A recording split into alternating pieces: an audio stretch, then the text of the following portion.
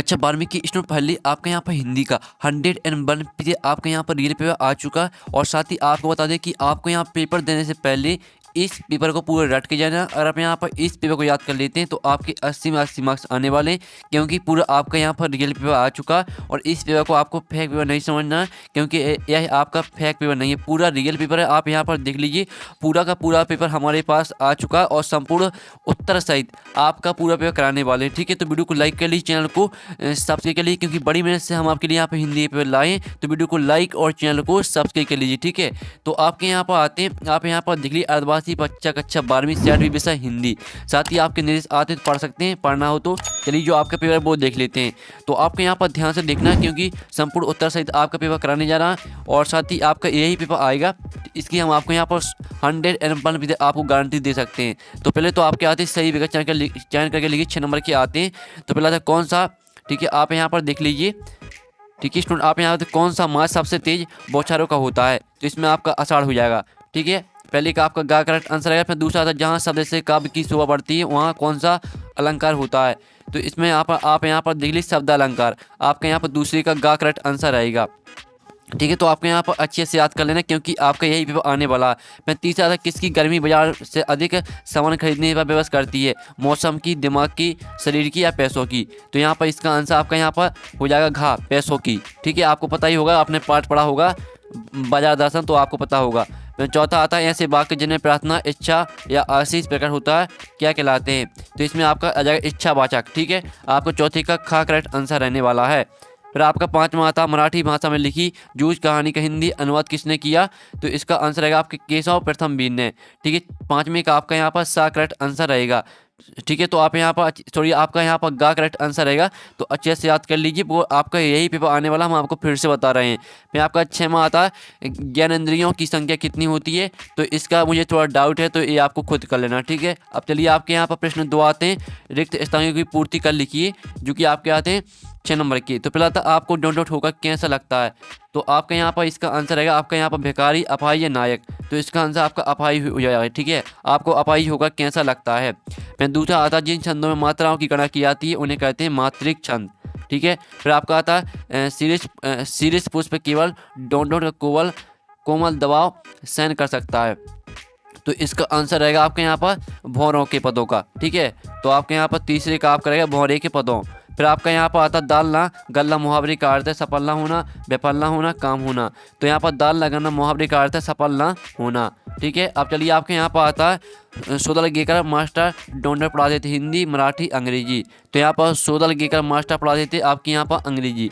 ठीक है, यहाँ पर थोड़ा मुझे इसमें डाउट है, तो ठीक है, तो आप यहाँ पर समझ सकते हैं इसमें अंग्रेजी, लेकिन आपका करेक्ट आंसर रहेगा। फिर आपका आता है दृश्य का डॉट से गहरा संबंध होता है, तो यहाँ पर दृश्य का डॉट से गहरा संबंध होता है, तो मुहावरा, लोकोक्ति या स्मृतियों, तो इसका आपका स्मृतियों करेक्ट आंसर रहेगा। ठीक है, तो इस तरह से आपके यहाँ पर हो जाते हैं रिक्त स्थान कंप्लीट। अब आते हैं सत्य असत्य, जो कि आपका प्रश्न 3 आता है। तो पहला था दुख रूपी रावण धनिकों को दबोचता है, तो ये आपके यहाँ पर सत्य रहेगा। फिर आपका आता है माधुर गुण का संबंध चित्त की उत्तेजना वृत्ति से है, तो ये आपका असत्य रहने वाला है।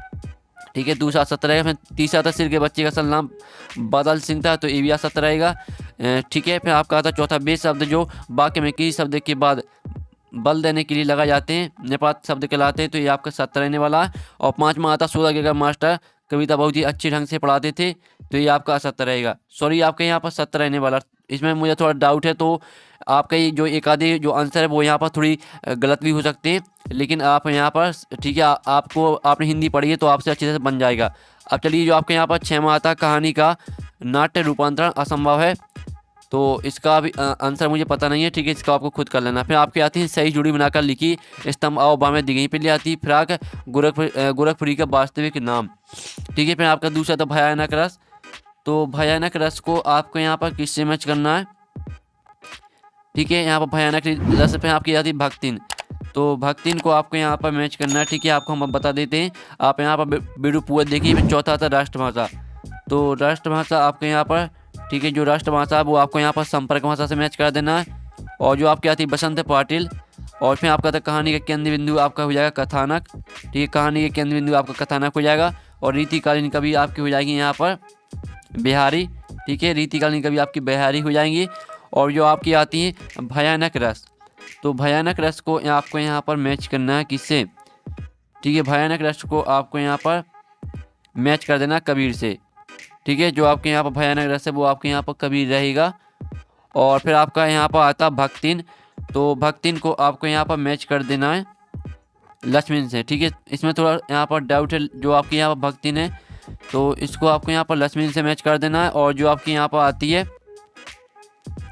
बसंत पाटिल, तो इसको मैच कर देना आपको यहाँ पर रघुवती शाह से। इस तरह से आपकी यहाँ पर हो जाती है सही जोड़ी कंप्लीट। थोड़ा इसमें सॉरी, आपके यहाँ पर जो बसंत पाटिल है वो आपके यहाँ पर छात्र रहेगा, तो इस तरह से आपकी सही जोड़ी कंप्लीट हो जाती है। अब चलिए आपके यहाँ पर देख लेते हैं नेक्स्ट क्वेश्चन।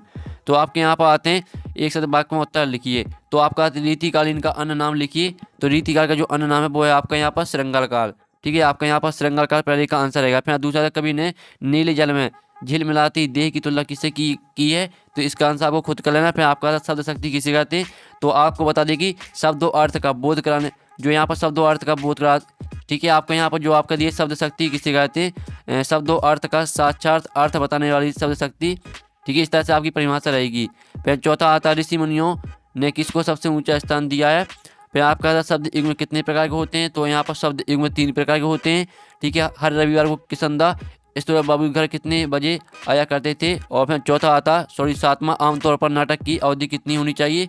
तो यहाँ पर जो आंसर है, ठीक है, जितने आंसर हमने बता दिए हैं तो आप यहाँ पर कर लीजिए और आपको अपने मन से कर लेना, ठीक है। पूरा आपका रियल पेपर है। आप प्रश्न 6 आता बादलों को विप्लव के बदल क्यों कहा गया है।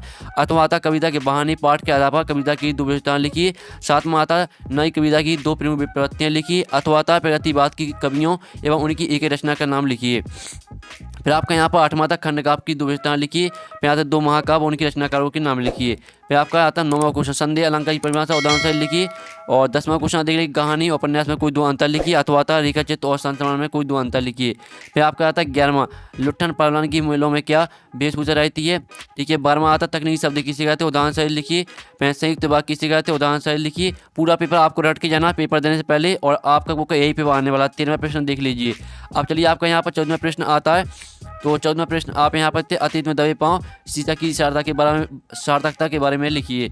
और फिर 15वां क्वेश्चन देख लीजिए विशेष लेखन की सूचनाओं के क्षेत्रों के बारे में लिखिए और प्रिंट माध्यम की प्रमुख विशेषताएं लिखिए।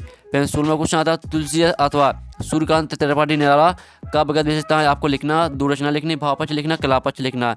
17वां क्वेश्चन आता है जयेंद्र कुमार और धर्मी भारती दोनों में से आपको एक पे लिखना, 2 रचना, भाषा शैली और साहित्य में स्थान। फिर आपका यहाँ पर आता है 18वां क्वेश्चन, ठीक है, जो कि आपका यहाँ पर आता है 18वां प्रश्न। तो आप यहाँ पर देख लीजिए। फिर आपका आता है 19वां प्रश्न। तो 19वां प्रश्न देख लीजिए, जिसमें आपके यहाँ पर दिया आपरित गद्यांश और काव्यांश, जिसमें आपको ये आपके प्रश्न दिए हैं। 3 प्रश्न का आंसर आपको इसी ठीक है गद्यांश में मिल जाएंगे। सिर्फ आपको गद्यांश को ध्यान से पढ़ना पड़ता है। और अगर आपको गद्यांश नहीं करना तो आपके यहाँ पर आता है इसका अथवा, जो कि आपका काव्यांश दिया गया है। तो इसका आपका काव्यांश देख लीजिए। आपका काव्यांश यहाँ पर, ठीक है, 2 लाइन यहाँ पर दी गई हैं। फिर इसके 3 प्रश्न आते हैं। 3 प्रश्न के आंसर आपको इसी काव्यांश से मिल जाएंगे। अब आपके यहाँ पर आता है 20वां प्रश्न, जो कि आपके आते हैं यहाँ पर गद्यांश। इसकी आपके यहाँ पर संदर्भ प्रश्न सही व्याख्या लिखनी है। आपका 4 नंबर का रहेगा। पूरा पेपर रट के जाना है और इसके उत्तर आपको बता देंगे हम आपको। 21वां क्वेश्चन आता है। 21वां क्वेश्चन देख लीजिए, जिसका आपका यहाँ पर आता है काव्यांश। इसकी भी आपको संदर्भ प्रश्न सहित आपको व्याख्या लिखनी है, ठीक है। अब चलिए आपका आता है 22वां क्वेश्चन और 23वां। ये देख लीजिए, पूरा पेपर आपका करा दिया। और साथ ही स्टूडेंट जो हमने पेपर कराया पूरा आपका रियल पेपर है। पूरा पेपर आपको रट के जाना है, यही पेपर आपका आएगा, ठीक है। पेपर में आपको यही पेपर धरा मिलेगा। और जो आपके प्रश्न है इनका सोल्यूशन मिल जाएगा आपको यहाँ पर। नेक्स्ट वीडियो आने वाला है इसी चैनल पर, तो वीडियो को लाइक कर लीजिए, चैनल को सब्सक्राइब कर लीजिए, घंटे और प्रेस कर लीजिए, क्योंकि जैसे ही नेक्स्ट वीडियो आता है तो आपके पास सबसे पहले नोटिफिकेशन पहुँच जाएगी। और साथ ही आपको इसका PDF मिल जाएगा टेलीग्राम ग्रुप में। आपको यहाँ पर टेलीग्राम ग्रुप ज्वाइन कर लेना, ठीक है। तो हम यहाँ पर नेक्स्ट वीडियो में मिलते हैं। टेक इन, बाय बाय।